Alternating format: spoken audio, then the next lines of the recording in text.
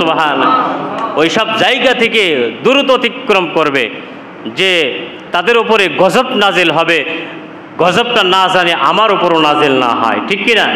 এই জন্য খারাপ জায়গা থেকে নিজেকে বাঁচাবে, অন্যদেরকেও বাঁচিয়ে রাখবে, খারাপ জায়গায় যাবে না।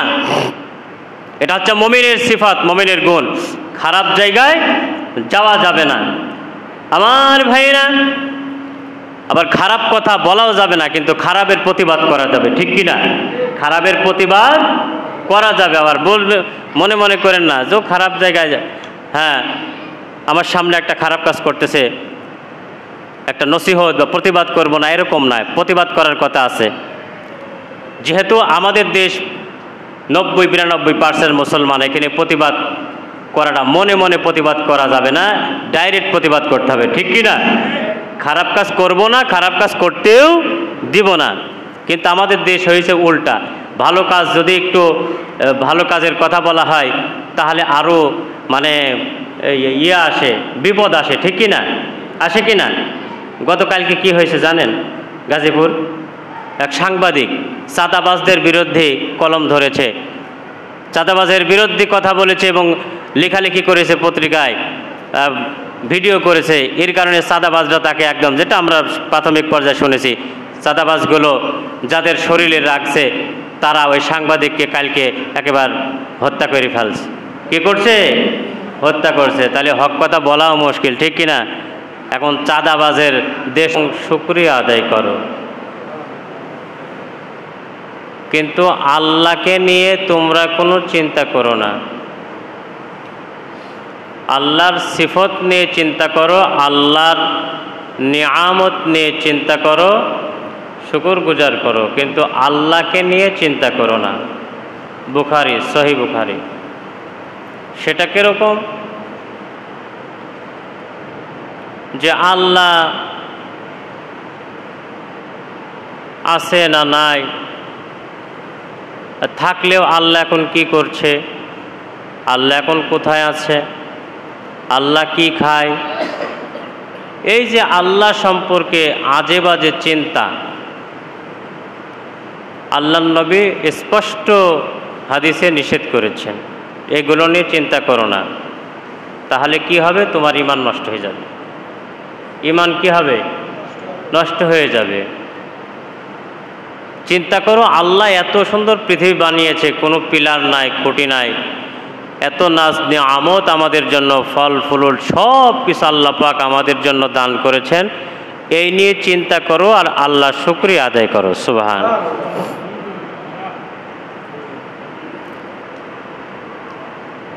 খারেজি একটা গোত্র ছিল অনেক আগে, খারেজি, রাফেজি, অনেক ধারণার গোত্র ছিল। এদের চিন্তা চেতনা ছিল যে পৃথিবীতে আল্লাহ বলতে কিছু নাই, যেগুলো কাফের ইয়াহুদীদের মতে আল্লাহকে বিশ্বাস করতো না, আল্লাহ বলতে কেউ নাই। প্রথমে বৈজ্ঞানিকরা, নাস্তিক বৈজ্ঞানিকরা বলতো যে মানুষ মারা যাবে, মানুষের আমল আবার কিভাবে মাপবে, মিজানের পাল্লা কিভাবে খাড়া করবে, আমল কি মাপা যায় না দেখা যায়, তাদের থিওরিটি। এ সমস্ত নাস্তিক বৈজ্ঞানিক, তাদের থিওরি, আমল আবার মাপা যায়, দেখা যায়, মানুষ মারা যাবে, শেষ হয়ে যাবে, আমল নেকি না গুনাহ বা বধি, এগুলো আবার আল্লাহ কেমনি মাপবে? নাউজুবিল্লাহ। বুখারী শরীফের শেষ হাদিস, খাফিফাতানি সাকিলাতানি ফিল মিজান, সুবহানাল্লাহি ওয়া বিহামদিহি সুবহানাল্লাহিল আযীম। সহিহ বুখারীর শেষ হাদিস। এখানে আমল কিভাবে মাপে আল্লাহ পাক, মিজানের পাল্লা কিভাবে খাড়া করবেন, সেটাও আল্লাহ পাক বলে দিয়েছেন।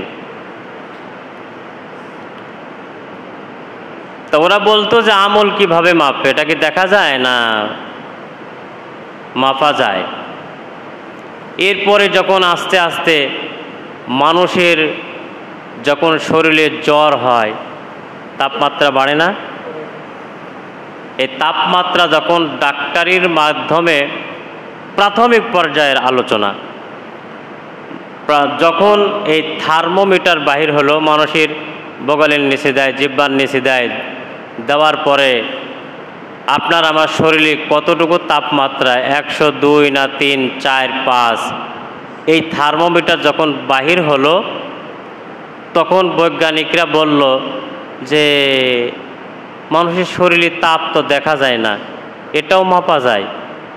তখন তারা আস্তে আস্তে বিশ্বাস করলো। এরপরে যখন আবহাওয়া বার্তা বাহির হলো, আবহাওয়া, এখন বাতাস কত মিটারে আছে, বাতাসের ওয়েদার কত, মাপার যন্ত্র আছে না নাই? আছে। বাতাস কি দেখা যায়? দেখা যায় না, কিন্তু মাপা যায়, ঠিক কিনা? এ ধারণা যখন সব কিছু বাহির হলো তখন বৈজ্ঞানিকরা বলতে লাগলো যে না, বাতাস যখন মাপা যায়, শরীরের তাপমাত্রা মাপা যায়, তাহলে মানুষের নেকি এবং গুনাহ এটাও মাপা সম্ভব। সুবহানাল্লাহ। বিশ্বাস করতো না কাফের ইয়াহুদি কিছু নাস্তিক যারা ছিল। আবু হানিফা রহমতুল্লাহ আলাইহির সঙ্গে একবার আপনার মুনাজারা, কাফেরদের সঙ্গে মুনাজারা হচ্ছে। কাফেররা বলতে লাগলো আল্লাহ নাই, আল্লাহ শব্দ কোনো, আল্লাহ বলতে কোনো বিষয় নাই। ইমাম আবু হানিফা বলছেন অবশ্যই আল্লাহ আছে, তামাম পৃথিবীর একজন মালিক আছে। মুনাজারা দিল, ইমাম আবু হানিফা দলিল দিবে যে আল্লাহ আছে, আর কাফেররা দলিল দিবে আল্লাহ নাই। মুনাজারা শুরু হলো। হইতে হইতে মাঝখানে একটা নদী, টাইম দেওয়া হয়েছে আগামীকাল 10টার সময় তোমাদের সঙ্গে মুনাজারা হবে। ইমাম আবু হানিফা তিনি টাইম দিছে, আগামীকাল 10টার সময় মুনাজারা হবে, আল্লাহ আছে আমি প্রমাণ করে দিব। তা 10টা বেজে যাচ্ছে, মাঝখানে একটা নদী। ইমাম আবু হানিফা একটু লেট করতেছে, ইচ্ছা করে লেট করতেছে।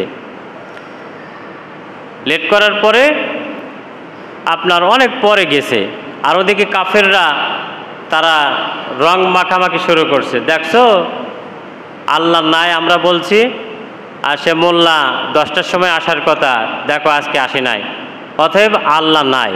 নাউজুবিল্লাহ বলেন। সে মোল্লাও আসবে না, আল্লাহও নাই। এরপরে মানুষ সব মনে করেন একটু অপেক্ষা করছে, কেউ চলে গেছে, কেউ আছে। পরে ইমাম আবু হানিফা গেছে, যাওয়ার পরে সবাই বলছে কি মোল্লা টাইম দিয়েছিলে কয়টায়? আমাদের দেশে আমাদের অনেকেই একটু উস্কানিমূলক কথা বলে না, হুজুরদের দেখলি পারে মোল্লা মৌলবী। মোল্লা শব্দটা আসলে মূলত গালি না, যেমন তালিবান শব্দটা গালি না, জঙ্গি শব্দটা গালি না, কিন্তু আমরা গালি হিসাবে ব্যবহার করি, ঠিক কি না? এজন্য গুনাহ হবে। কিন্তু তালেবান শব্দ কি? তালবে এলেম, ইসলামের তালবে এলেম। হ্যাঁ, আমরা বলি আফগানিস্তানের তালেবান, বলি কি না? আমরা গালি হিসাবে ব্যবহার করি, আসলে এটা গালি না। হ্যাঁ, এক দেশের গালি আর এক দেশের বলি, আসলে গালি না। যাই হোক, মোল্লা শব্দটা গালি না, কিন্তু আমরা গালি হিসাবে ব্যবহার করি। একজন আলেম দেখলি কয়ে মোল্লা যাচ্ছে, টিটকারি মারি, বলি কি বলি না? হ্যাঁ, এটা নবীদের জামানা থেকেই আসছে। হযরত আলী রাদিয়াল্লাহু তাআলা আনহু বসে আছেন, এমন সময় কিছু ফকির কাফেরের কাছে গেছে ভিক্ষা চাইতে। কাফেররা বলছে ওই যে এক মোল্লা বসে আছে, যাও ওর কাছে যাও, টাকা দিবে না। টিটকারি মারি বলছে, কারণ আলী রাদিয়াল্লাহু তাআলা আনহু, সাহাবীরা তো দুনিয়ামুখী ছিলেন না, যা টাকা পয়সা থাকতে সব দান করে দিতেন। টিটকারি মারি কথা বলছে, কারণ জানে আলীর হাতে টাকা নাই।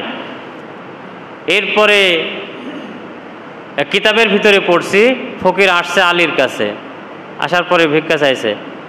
আলী রাদিয়াল্লাহু তাআলা আনহু বলছে হাত পাতো, পাচ্ছে, ফু দিছে, দেখ মোটা করো। এরপরে কয় যে এটা দেখো কি, আল্লাহু আকবার, ফু দিছে। দেওয়ার পরে আলী রাদিয়াল্লাহু তাআলা হাতটা ফকিরের হাতের সঙ্গে লাগাই দিছে। এরপরে হ্যাঁ, কিতাবের ভেতরে পড়ছি যে সঙ্গে সঙ্গে ওই ফকিরের হাতে আল্লাহ তাআলা স্বর্ণের একটা খণ্ড দান করেছিলেন। সুবহানাল্লাহ। কাফেরদের জবাব হয়েছে কিনা? তো যাই হোক, টিটকারি মারতেছে, মোল্লা টাইম দিছো 10টায়, তোমার আল্লাহ আছে কই এখন বলো, দেরি হইল কেন, আগে বলো দেরি হইল কেন, তারপরে কথা। মুসলমান ভাইরা, ইমাম আজম আবু হানিফা রহমাতুল্লাহ আলাই বলছেন যে দেখো মাঝখানে নদী আছে, তোমরা তো জানোই একটা নদী আছে। আমি টাইম মতো আসছি, আসার পরে দেখি এখানে নৌকা টৌকা কিছু নাই। তা আমি করলাম কি, ওই একটা গাছ আমি ওখান থেকে আপনার জঙ্গল থেকে নিয়ে আসলাম। আনার পরে গাছটাকে বললাম, এরকমভাবে আমি বললাম যে মিস্ত্রিবিহীন গাছটাকে অর্ডার দিলাম, হয়ে যাও। গাছ এরকম তক্তা হয়ে গেল। আমি আবার অর্ডার করলাম যে এরকম নৌকা হয়ে যাও। এইভাবে বানাইতে বানাইতে বানাইতে বানাইতে মিস্ত্রিবিহীন বানাইতে বানাইতে দেরি হয়ে গেল, এই জন্য আমার একটু লেট হয়েছে। সবাই তখন বলছে, মোল্লা ভাবছিলাম যে একটু বুদ্ধি টুদ্ধি আছে, এখন থেকে বুদ্ধি আর কিছুই নাই। কেন? গাছকে অর্ডার করলো, গাছ এমনি তক্তা হয়ে গেল, আবার মিস্ত্রি নাই, কিছু নাই, হাতুল নাই, পেরেক নাই, এমনি গাছ নৌকা হয়ে গেল। মিস্ত্রি ছাড়া কি নৌকা হয়? মিস্ত্রি ছাড়া কি নৌকা হয়? আবার মাঝি ছাড়া, মাঝি নাই, নৌকাকে বললাম, নৌকা চলে আসলো। এইটা কি কোনোদিন বিশ্বাস করা যায় যে মাঝি ছাড়া নৌকা চলে আর মিস্ত্রি ছাড়া নৌকা বানায়? এইটা কি হইতে পারে? এই মোল্লার মাথা খারাপ হয়ে গেছে। ইমাম আজম আবু হানিফা বলছেন, তোমাদের মুখ থেকে এই কথাটা শোনার জন্যই এতগুলো কথা আমি বললাম। কারণ কি? মিস্ত্রি ছাড়া যদি নৌকা না হয়, মাঝি ছাড়া যদি এরকম সাগরে নৌকা না চলে, তাহলে আল্লাহ ছাড়া পৃথিবী চলে কেমনি? সুবহানাল্লাহ। আল্লাহ ছাড়া পৃথিবী চলে কেমনি? একজন তো থাকতে হবে নাকি? তার নামই তো রব। তার নাম কি? রব। তখন সবাই চিন্তা করছে, কথা তো ঠিকই বলছে, তাইলে কি আল্লাহ আছে? ইমাম আবু হানিফা আরও কিছু নসিহত করছেন। আল্লাহ যে আছে এই সম্পর্কে নসিহত করছেন। করার পরে এই কিতাবের ভিতরে আসছে, ওই মজলিসি যতগুলো কাফের ছিল, নাস্তিক ছিল, সবগুলো আবু হানিফার হাতে কালিমা গ্রহণ করে মুসলমান হয়ে গেছে। তাহলে পৃথিবীতে আল্লাহ আছে না নাই? আল্লাহর নাজ নিয়ামত নিয়ে এরকমভাবে চিন্তা করতে হবে আর শুকরিয়া আদায় করতে হবে। আমার ভাইরা, আজকে মুমিনের যে গুণাবলীর ভিতরে আজকে যেমন আমি একটি আয়াত পড়েছি, আল্লাহ তাআলা কুরআনুল কারীমের ভিতরে ঘোষণা করেছেন, ইয়া আইয়ুহাল্লাযীনা আমানুত্তাকুল্লাহা ওয়া কুনু মা'আস সাদিকিন। হে ঈমানদারেরা, তোমরা আল্লাহকে ভয় করো। আমানুত্তাকুল্লাহ, আল্লাহকে ভয় করো আর ভালো মানুষের সঙ্গে তোমরা সম্পর্ক করো। সুবহানাল্লাহ। আল্লাহকে ভয় করা আর ভালো মানুষের সঙ্গে সম্পর্ক করা, এই একটা বিষয় মুমিনের গুণ। আর একটা গুণ হলো খারাপ কাজ থেকে, খারাপ জায়গা থেকে বিরত থাকা। খারাপ জায়গা আছে যেগুলো আপনার গান বাজনা, মদের আড্ডা, জুয়ার আড্ডা, আপনার এই সমস্ত গানের আড্ডা, এই সমস্ত জেনা ব্যভিচারের আড্ডা থেকে তোমরা দূরে থাকো। যদিও তোমরা সেদিক দিয়ে চলবে, কিন্তু সেখান থেকে দ্রুত তোমরা বাহির হয়ে আসবে। সুবহানাল্লাহ। যেমন বদর যুদ্ধের সময় ইসলামের প্রথম যুদ্ধ হলো বদর যুদ্ধ। ইসলামের বিজয় হয়েছিল। 70 জন কাফেরদেরকে বন্দী করা হয়েছিল আর 70 জন কাফেরকে কতল করা হয়েছিল। কাফেরের সংখ্যা ছিল 1000, মুসলমানদের সংখ্যা ছিল 313 জন। মুসলমান ভাইরা আমার, এই কাফেরদেরকে যখন সাহাবায়ে কিরাম হত্যা করলো, 70 জন কাফেরকে যখন হত্যা করে ফেললো, এই কাফেরদেরকে আল্লাহর নবী, বিশ্ব নবী, আখেরি পয়গম্বর এবং সাহাবায়ে কিরামদের সাহায্য নিয়ে কাফেরদেরকে যখন একটা কূপের ভিতরে এরকমভাবে নিক্ষিপ্ত করছিল, আর আল্লাহর নবী এই কাফেরদের উদ্দেশ্য করে বলছিলেন, হে কাফেররা, দুনিয়ায় তোমরা জীবিত থাকতে তোমাদের কাছে আমি ইসলামের দাওয়াত দিয়েছি, কোরআনের দাওয়াত দিয়েছি, আল্লাহর বড়ত্বর কথা বলেছি, আমি পয়গম্বরের কথা বলেছি, জাহান্নামের আযাব থেকে মুক্তি কিভাবে পাবা সেই কথাও বলেছি, জান্নাতের সুখ শান্তির কথাগুলো বলেছি, কিন্তু তোমরা আমার কথা পালন করো না, বরং আমার বিরুদ্ধে আজকে তোমরা যুদ্ধ ঘোষণা করেছ। হে কাফেররা, আজকে আমার ওয়াদা বা আল্লাহর ওয়াদা বাস্তবে হয়েছে কিনা? মুসলমান ভাইরা, সাহাবায়ে কিরাম আল্লাহর নবী, বিশ্ব নবীকে বললেন, ইয়া রাসূলুল্লাহ, নবী গো, আপনি মরা মানুষদের সঙ্গে কথা বলতেছেন, তারা তো দুনিয়া থেকে বিদায় নিয়েছে, তারা কি আপনার কথা শুনতে পাচ্ছে? আমার নবী সাহাবীদেরকে বললেন, সাহাবীরা, আমার কথা এই মরা মানুষগুলো যেমনভাবে স্পষ্ট শুনতে পাচ্ছে, তাদের মতো তোমরা এরকম শুনতে পাচ্ছ না। সুবহান। আমি যে কথা বলছি তারা যেভাবে শুনতে পাচ্ছে সেইভাবে তোমরা শুনতে পাচ্ছ না, তোমরা জীবিত। সাহাবীরা বললেন, ইয়া রাসূলুল্লাহ, তাই নাকি? আমরা তো জানতাম মানুষ মারা গেলে তাদের সব কিছু বন্ধ হয়ে যায়। আমার নবী, বিশ্ব নবী বললেন, সব কিছু বন্ধ হয় না, শুধু কথা বলতে পারে না। আমি যে কথাগুলো বলেছি সব কথা তারা শুনেছে, কিন্তু আমার প্রশ্নের জবাব তারা দিতে পারবে না, এই জবান আল্লাহ তাআলা বন্ধ করে দিয়েছে। জবান দুনিয়ায় থাকতে বন্ধ করে দিয়েছেন, আখিরাতে কথা বলবে।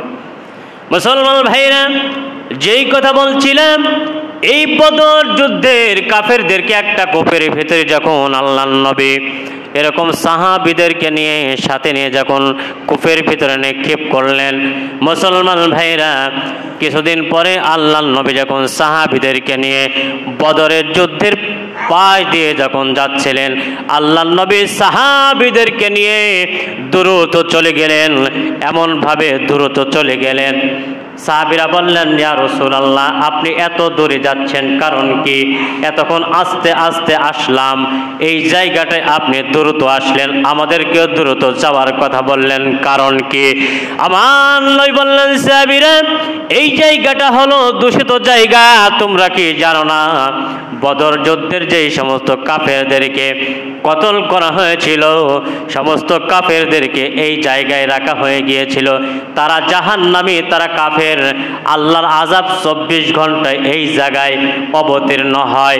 এই জন্য এই জায়গা থেকে দ্রুত যাচ্ছি যেন আল্লাহর আযাব আমাদের প্রতিও না হয়। সুবহানাল্লাহ।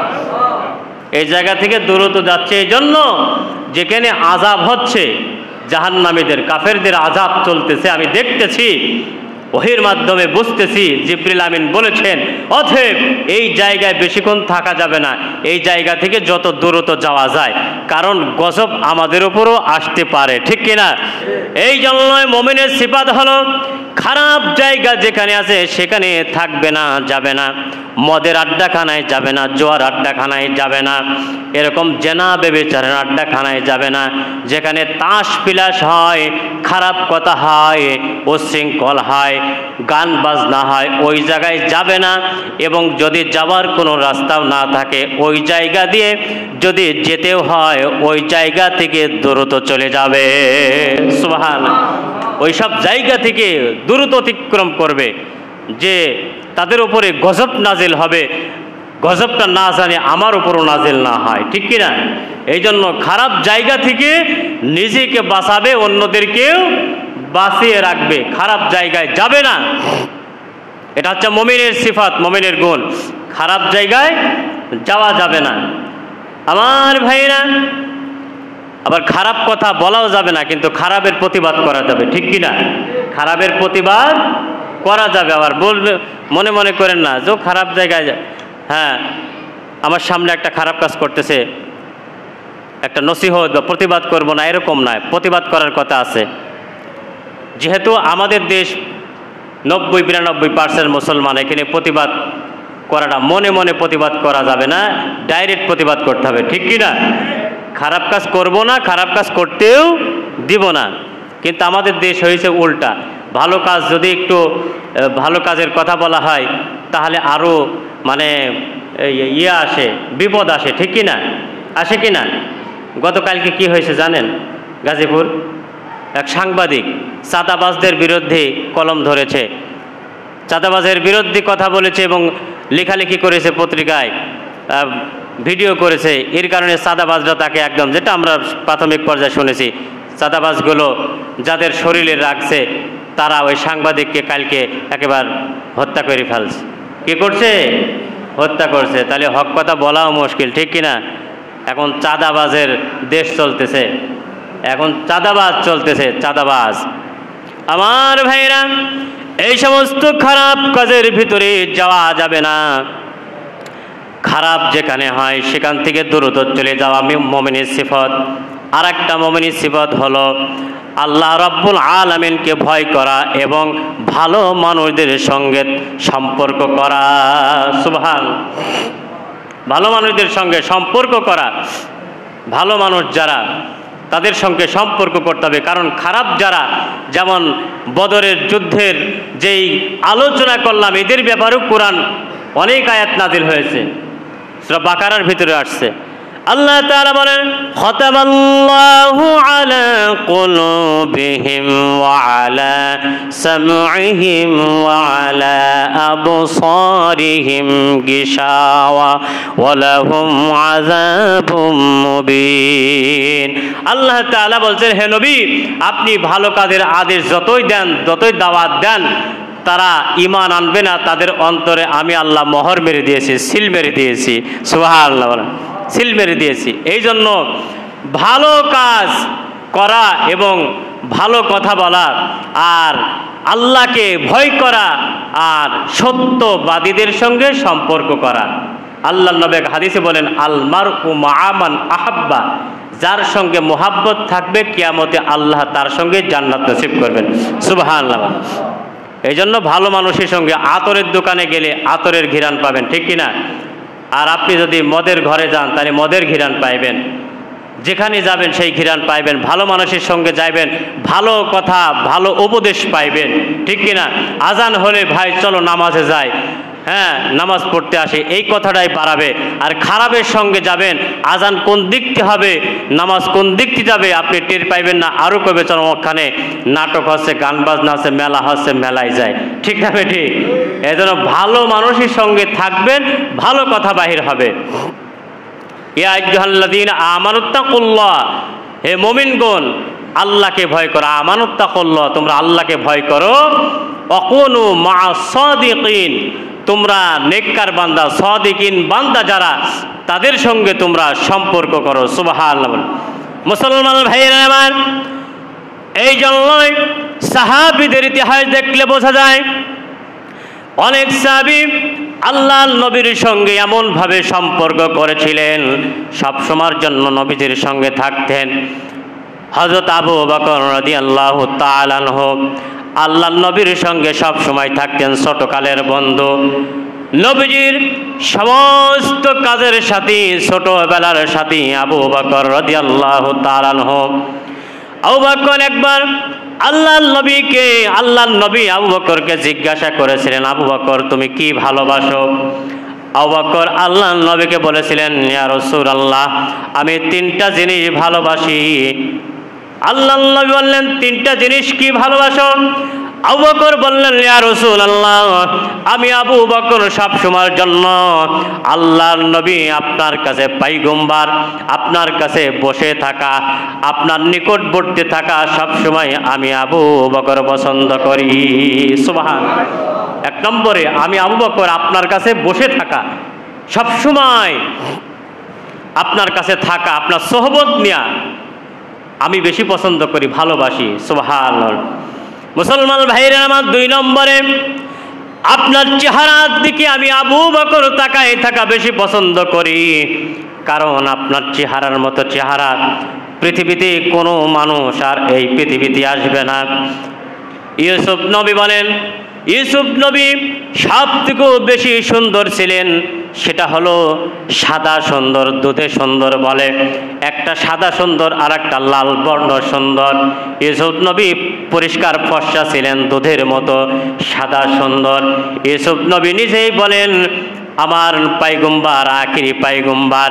ইউসুফ নবী বলেন আমার আখিরি পায়গম্বার হবেন, আখের নবী যিনি হবেন লাল বর্ণ সুন্দর হবেন, অল পৃথিবীর সবথেকে বেশি সৌন্দর্য হবেন। সুবহানাল্লাহ। মুসলমান ভাইরা, আখেরি পয়গম্বর এত সুন্দর ছিলেন, ইউসুফ নবীকে দেখে জুলেখা যেমন পাগল হয়ে গিয়েছিল। ইউসুফ নবীর জামানায় সমস্ত মহিলারা পর্যন্ত তাদের নিজের হাতকে কেটে ফেলেছিল, একটা করে ছুরি, একটা করে শসা দেওয়া হয়েছিল বা লেবু দেওয়া হয়েছিল, যে ইউসুফ নবী আসবে তোমরা শসাটা কাটা শুরু করবা। ইউসুফ নবীকে আনা হলো, আর সমস্ত যুবতী মহিলাদেরকে ছুরি এবং শসা দিয়ে বলা হলো তোমরা যার যার শসাগুলো কাটতে থাকো। কিতাবের ভিতরে আসছে সমস্ত সুন্দরী নারীরা তাদের শসা কাটাকে ভুলে গিয়েছিল। ইউসুফ নবীকে দেখার পরে তাদের সব কিছু ভুলে গিয়েছে, একজনও শসা কাটতে পারে নাই। সুবহানাল্লাহ।